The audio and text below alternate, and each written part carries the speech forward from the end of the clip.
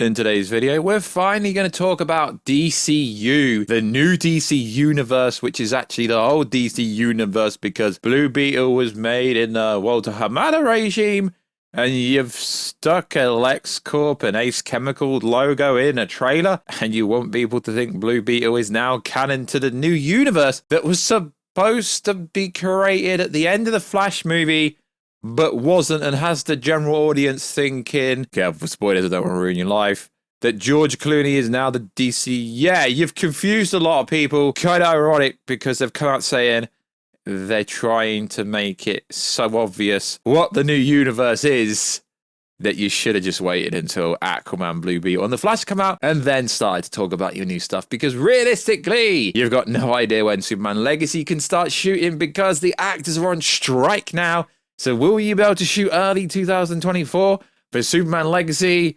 It ain't looking likely. So yo, what is freaking good YouTube voice to you here if you are new around there? Make sure to subscribe to never miss any of the Kaiju, Monsterverse, Marvel, DC, pop culture based content that we do on a daily basis. If you could, subscribe to the channel, turn notifications on, and let me know down below what the freaking hell is James Gunn trying to say, because every time some news comes out, he has to make a little tweet and then he ends up contradicting himself. But hopefully he won't do that now, as they've hired someone called Candice McDonough. And according to a Deadline article, she is going to be the EVP, Publicity and Communications. So James Gunn won't have to keep making himself look foolish. Also, if you could, check us out on Instagram. That was you to see the beautiful face behind the beautiful voice.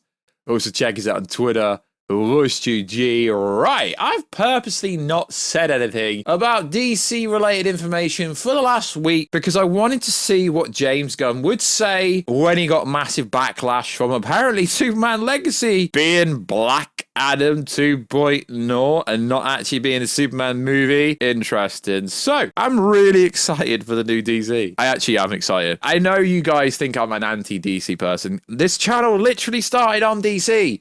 I've been covering DC to cover the Arrow, the Flash TV show, Legends of Tomorrow, even Melissa When I See Supergirl series that started on CBS and then went over to the CW. So I'm a huge DC fan, and I'm entitled to kind of criticize and articulate and try and think what going on. So earlier this week, we get some information that Superman Legacy is not an origin movie. Cool. We do not need another origin movie. It's not going to be an origin of how he got working at Daily Planet. Cool. The superheroes are already going to be established to the point where they appear in the Superman Legacy movie, which they can't actually shoot because the writers are on strike. So technically, no work can realistically be done behind the scenes anymore. Yeah, I don't think any work could actually be done on it. So, interesting. So, a Green Lantern is going to appear in a Superman movie. Cool. Hawkgirl is going to appear in a Superman movie. Cool. And Mr. Terrific is going to appear in a Superman movie. Cool. And also the DC villain, Metamorpho, who could actually end up being the villain of the whole movie. I think a lot of people have missed that. He could actually, Metamorpho, pretty badass if you look into what Metamorpho can actually do. Pretty badass villain. So James Gunn responded. So why would you need a Green Lantern, Hawkgirl, and Mr. Terrific in a Superman movie? So James Gunn responds to backlash in the way he does. And it's worth saying I liked Peacemaker. I liked the Suicide Squad movie. Go on the Instagram at WarStew. You see, it's still one of my latest posts because I don't really post on Instagram. So I'm not against like whatever James Gunn's trying to do. But whatever he's trying to do, he's articulating himself very bad for someone who's very good at script writing. His script writings are pretty good. Like Guardians 1 was good, 3 was good, Peacemaker was good. He's generally good at writing scripts, just not so good at communicating with people on Twitter because he shouldn't. So someone had this to say. I'm a little worried the film will focus too much on setting up other superheroes. Will the other superheroes have a big impact on the story, or will they just play small parts in the story? I still trust you'll do something clever with it because of Guardians of the Galaxy and the Suicide Squad felt so disconnected from everything else in their franchises. And realistically, I think the reason why Guardians of the Galaxy worked so well was because, yeah, cool story, bro. It did kind of connect Thanos in a roundabout way. But realistically, it was a standalone story. Suicide Squad, pretty much standalone. Sure, it does connect to Peacemaker, cool. But realistically, he's known for doing standalone movies. So I don't even know if he can pull off a cohesive universe, which is not just going to spam across the movies, but Marvel, Disney Plus has taught us one thing. No one freaking cares for TV shows being connected to a greater universe, because no one actually cares for any Disney Plus show, even the Marvel side of it, except for Loki and except for WandaVision. So he had this to say in response, and I kind of find this funny. I've never used one movie to set up another movie. The characters are there because they help to tell Superman's story better. This has me really worried about what this script is. If you need Green Lantern, okay, Guy Gardner, not Hal Jordan, sure bro. If you need Hawkgirl, Mr. Terrific, and Guy Gardner, Green Lantern, to tell a better Superman story, what now is, I really want to know what's on this script. Because if you need other superheroes, I get it, you're building a cohesive universe, cool, we've heard that so many times. But will it be cohesive? I don't know. Not so we can set up separate projects in the franchise. Superman and Lois are very clear protagonists. Okay, so it's going to be very centric to Superman and Lois. Where the Batman? Batman better be introduced in this movie, because you've got Green Lantern, you've got Hawkeye, you've got Mr. Terrific. It helps tell a better Superman story by sticking these other characters in it. And it's not to set up their own movies, or it's got to be, because let's use James Gunn word, realistically what he said to us, a cohesive universe. A universe where all the superheroes already know of each other or exist. I know I come across quite sarcastic and quite trollish, but I'm entitled to question what the freaking hell is going on. And then my girl Grace Randolph comes out and says something. And I get it, Grace doesn't have the best reputation, but let's be honest. Grace Randolph went against all the fake Twitter scoopers that get most of their information from Reddit and 4chan. Deadpool 3, you look what the scoopers are currently saying. It's clear they're getting all their stuff from Reddit. But let's just pretend these scoopers know what they're on about. And I wouldn't really say Grace is a scooper, but she does have information. She does get things right.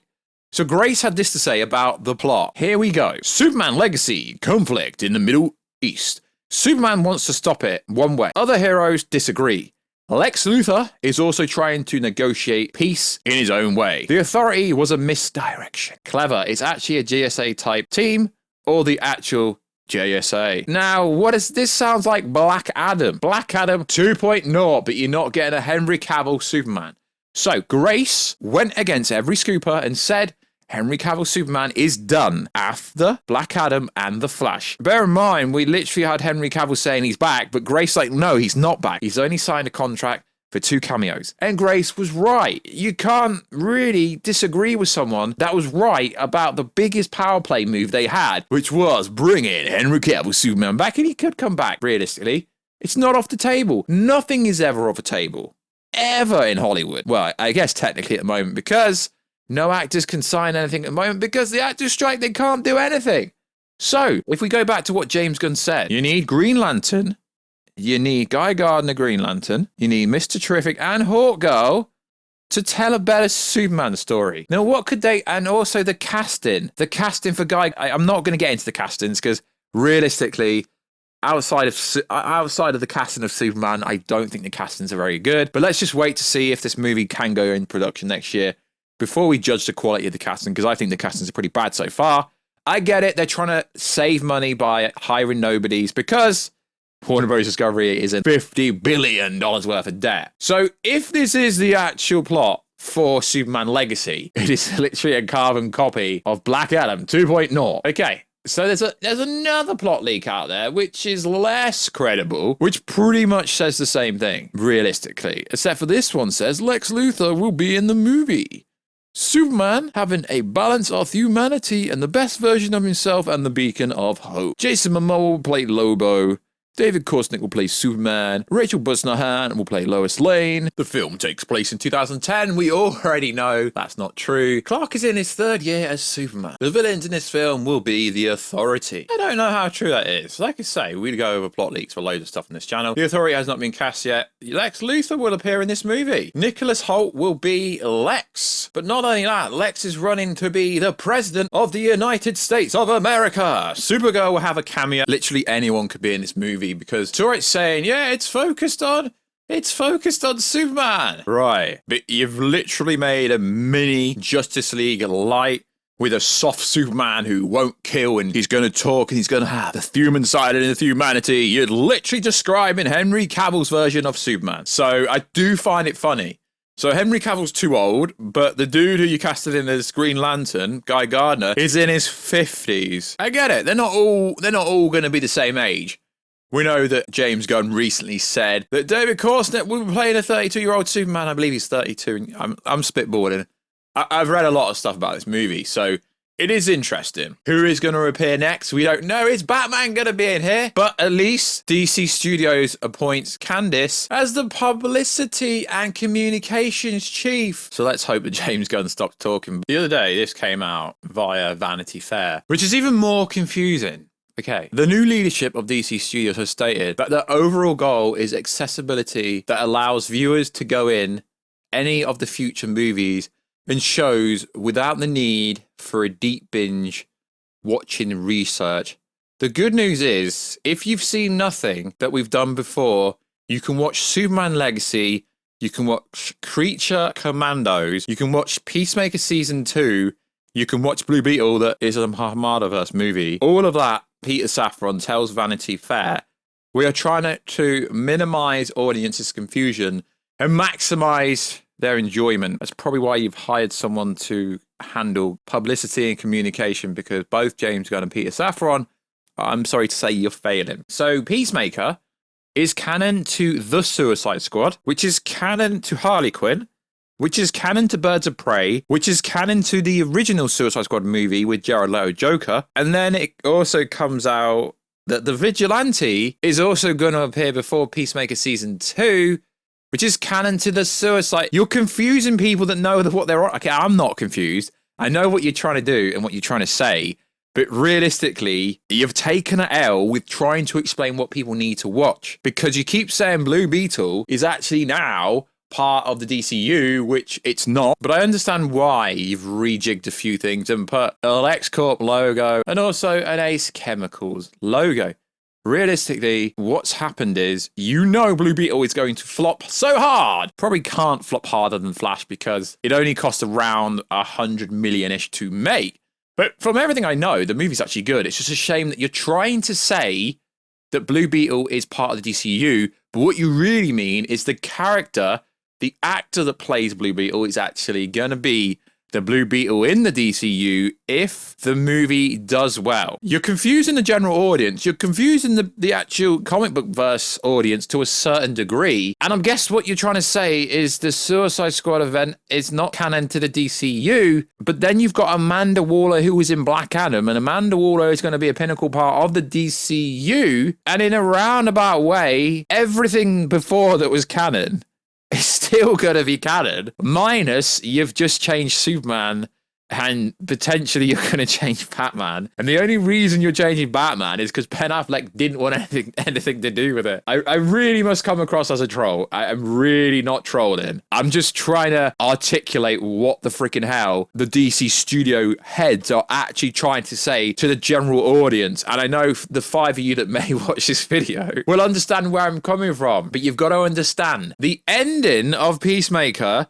you had Aquaman there, you had Ezra Miller the Flash, you had a silhouette of Henry Cavill Superman. That is still canon. So what the freaking hell? How are you going to explain the Flash? You could have made a new ending for the Flash that explained everything, but you decided to stick George Clooney in there. And also you're doing reshoots for Aquaman 2, and you're spending more money, which you don't actually have. I'm really struggling to comprehend what it is you're trying to do at DC Studios. Realistically, you should just come out and say, whatever happened before Superman Legacy, it's all erased and the new universe starts with Superman Legacy. But you can't say that because you're not allowed, because then Blue Beetle would flop harder than... Actually, it can't actually flop harder than the Flash. I keep saying that. It's like, no, it can't actually flop harder than that. So, yeah, I get it. I may get some negative comments down below. But when you've got James Gunn coming out and Pete Safran saying, yeah, this is canon, but realistically, everything is canon. And it's all right to say, I've never used characters to build up other characters.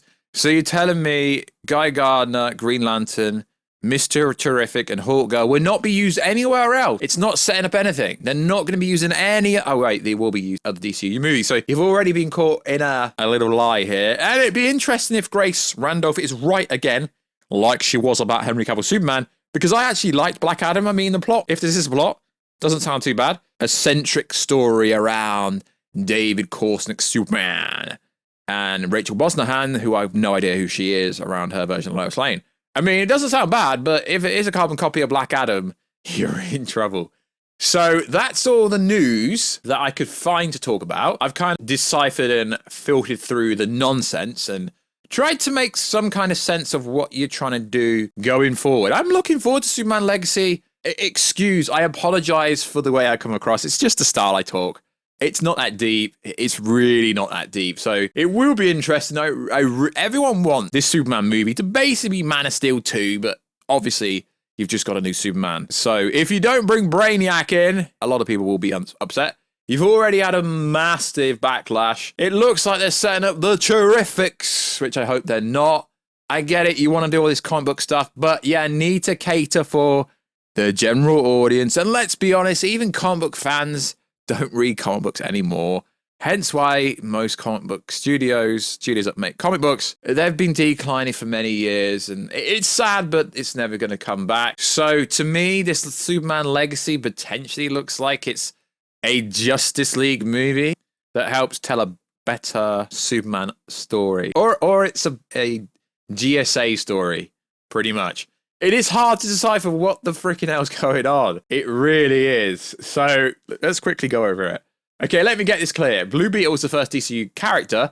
Creature Commandos is the first DCU project. Superman Legacy is DCU's first movie, but James will start working on Peacemaker Season 2 after Superman Legacy means Peacemaker is canon to the DCU. Peacemaker is canon to the Suicide Squad, means the Suicide Squad is canon to DCU.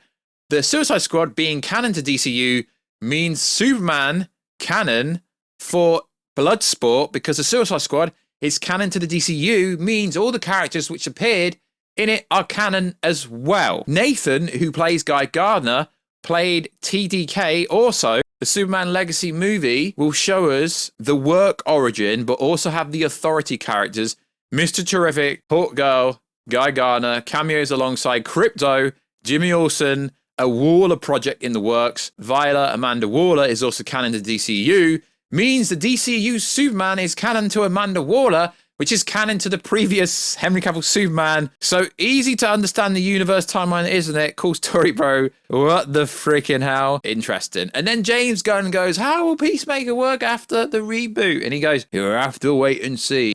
And that's the head of DC Studios teasing a fan. It's going to be really interesting to find out what the freaking hell happens in Superman Legacy. So like always, guys, don't take anything I take too serious. I'm just articulating and trying to get my head around what they're trying to spin. But it basically sounds like everything is canon from the DCEU in the DCU. Did I get it right? So like always, guys, check us out on Instagram at WatchU to see the beautiful face behind the beautiful voice. Check us out on Twitter, WatchUG. And I'll catch you in another video very soon. Catch you later.